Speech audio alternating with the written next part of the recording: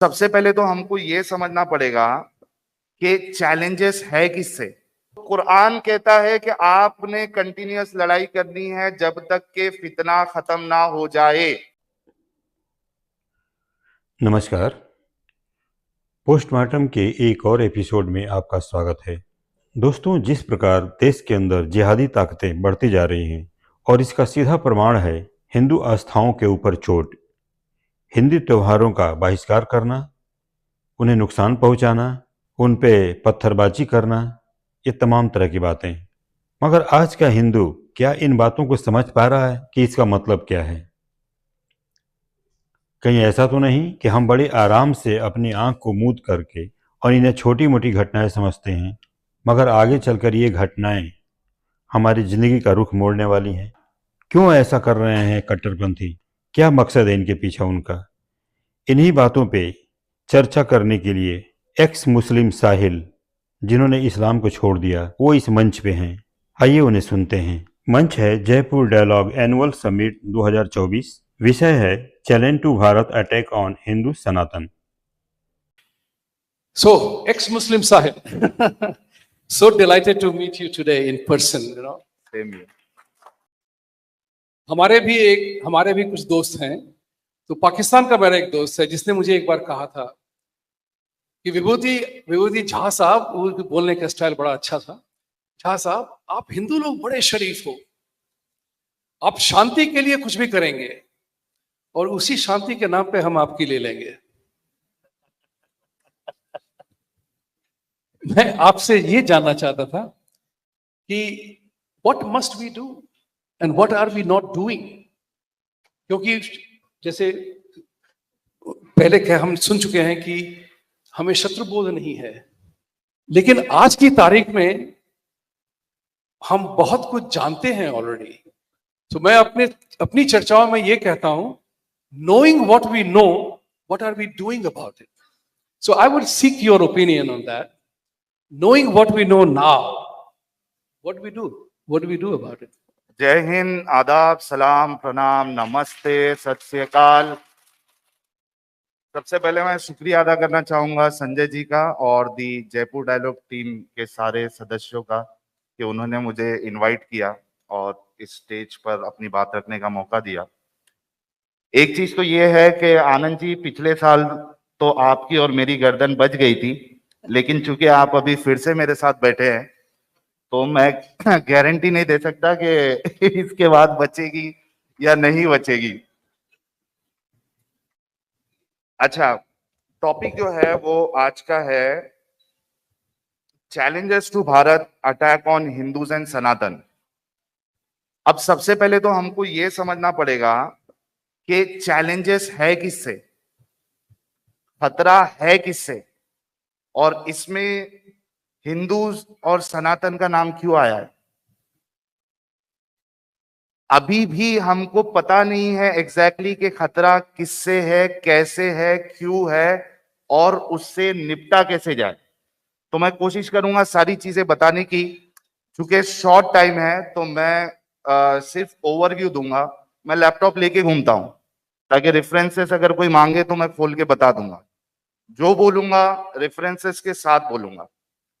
अच्छा, अब अटैक जो है, चैलेंजेस जो है, खतरा जो है वो किससे है। खतरा है उस आइडियोलॉजी से जो पूरी दुनिया में अपना कानून लाना चाहती है, बाई हुक बाई क्रूक, ताकत के जरिए से, धोखे के जरिए से, आप जिस तरीके से कह लीजिए, जैसे मौका होगा उस तरीके से उनका व्यवहार होगा। अच्छा, ये जो मैं कह रहा हूं, ये मैं कि पूरी दुनिया में कब्जा करना है, ये मैं अपने मर्जी से नहीं कह रहा हूं। ये आसमानी किताब में उस किताब का जो सो कॉल्ड खुदा है वो कहता है। अगर आप पढ़ेंगे चैप्टर नंबर 8 वर्स नंबर 39, सूरे लूटमार। अब मोमिन बोलेंगे यार ये कुरान के चैप्टर का नाम लूटमार कहां से हो गया। किस किस को पता था कि कुरान में एक चैप्टर का नाम लूटमार भी है। तो असल में इसका नाम जो है वो सूरह अनफाल है, सूरा नंबर 8 है, और इसका मतलब ही लूटमार का माल है। तो इसमें अल्लाह कहते हैं चैप्टर नंबर 8 वर्स नंबर 39 में, ये देखिए क्या कहते हैं, मैं आपको बताता हूं। एक मिनट, हाँ ये देखिए, and fight against them until there is no फितना, and fight against them until there is no fitna, and until the religion that is worship all of it is for Allah, and if they cease then indeed Allah is seeing of what they do। अच्छा, यहां पे word है फितना, ठीक है। Doctor इसरार अहमद साहब जो कि बड़े मारूफ आलिम है, वो और मोहम्मद फतेह जलंधरी साहब फितना से मुराद लेते हैं कुफर, डिसबिलीफ। क्या है? डिसबिलीफ। तो अल्लाह कह रहा है कि आपको तब तक जंग करना है जब तक डिसबिलीफ, कुफर खत्म ना हो जाए। इस्लाम के अलावा बाकी जितनी चीजें हैं वो सारी चीजें क्या है? डिसबिलीफ है, कुफर है। अब कुफर में आपका शिर्क भी आ जाता है, इल्हाद भी आ जाता है, यानी उसमें मुशरिक भी आ जाते हैं, जैसे हिंदू है, पॉलिथिस्ट, आइडोलेटर्स, एथियस्ट है, एग्नोस्टिक है। हर वो इंसान जो अल्लाह और उसके रसूल को ना माने, वो सारे इसमें आ जाते हैं। तो कुरान कहता है कि आपने कंटिन्यूअस लड़ाई करनी है जब तक के फितना खत्म ना हो जाए। तो अब बताओ कि खतरा किससे है भाई? भारत को, इस्लाम से। अच्छा जी, अच्छा, इस्लाम के 2 स्टेज है। यार फटाफट में एक घंटा तो रुक जाओ, अभी जेल भिजवाओगे। फटाफट में अपनी बात रखता हूं। 30 seconds more. Yeah. Give me 1 minute. Okay. इस्लाम के 2 स्टेज है। एक स्टेज जब इस्लाम या मुसलमान पावर में नहीं है या मेजॉरिटी में नहीं है। बहुत गौर से सुनना। एक स्टेज जब इस्लाम पावर में नहीं है, मुसलमान मेजॉरिटी में नहीं है। सेकेंड स्टेज इस्लाम जब पावर में है, मुसलमान जब मेजॉरिटी में है। ये जो स्टेज 2 है, ये हमारे भारत पे गुजर चुका है। जब आतंकी, लूट मार वाले, महमूद गजनवी, औरंगजेब जैसे लोग भारत में आए, महमूद गजनवी के बारे में इनके जो इतिहासकार है इब्ने कसीर और इसी तरीके से तारीख इब्ने खुल्दून में वो लिखते हैं, मुसलमान कहेगा कि ये धोखा देते हैं, ये अपनी किताबों में इन्होंने हिस्ट्री को चेंज कर दिया। ओ भाई, यहाँ की किताबें नहीं पढ़ो, तुम्हारे उलमा ने जो किताबें लिखी है उसमें पढ़ो। वो कहते हैं कि सोमनाथ की मंदिर को तोड़ा, मूर्तियों को तोड़ा, लूटमार किया, यहां से कई सारी दौलत लेके गए। तो ये स्टेज 2 पहले गुजर चुका है, और स्टेज 1 में अभी है भारत, जिसमें मुसलमान पावर में नहीं है। और उसकी वजह यह है कि जो हिंदू है, जो नॉन मोमिन है, उनको इस्लाम की हकीकत नहीं पता है। अगर आप अपने बच्चों को अपनी आइडियोलॉजी नहीं सिखाते हो, मैं कहता हूं कि ये भी फिर भी ऑप्शनल है। सिखाओ, अच्छी बात है, नहीं सिखाओ चल जाएगा, लेकिन इस्लाम जरूर बताना। क्योंकि जब आपके बच्चे कॉलेज में जाएंगे, ऑफिस में काम करने जाएंगे, वहां पे मुसलमान क्या करेगा? मुसलमान अपनी नबी की सुन्नत को फॉलो करेगा। और नबी की सुन्नत क्या है, हुक्म क्या है नबी के लिए? उदु इला सबील रब्बिका बिल हिक्मा वल मौइज़तिल हसना वजादिलहुम बिल्लती हिया अहसन। अब ये वाली सॉफ्ट वर्जन है। क्यों? क्योंकि अभी स्टेज 1 है। ये कहती है कि invite others to the way of the Lord, लोगों को अपने रब के रास्ते की तरफ बुलाओ, हिकमत के साथ, विजडम के साथ। तो मोमिन अपने नबी को फॉलो करते हुए आपके बच्चे जब उसको दिखेंगे तो वो इस्लाम की तरफ बुलाएगा। और चूंकि आपने उनको अपना धर्म नहीं पढ़ाया, वो बताएगा कि आपका धर्म इलॉजिकल है, नॉनसेंसिकल है, उसमें ये प्रॉब्लम, उसमें वो प्रॉब्लम, और मेरा रिलीजन ये लॉजिकल है। The most logical religion on the face of the earth is इस्लाम।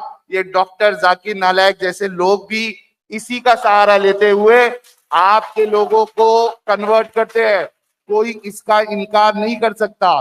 देखिए जाकिर नायक मेरे गुरु हैं, उनके प्रति कुछ मत कहिए।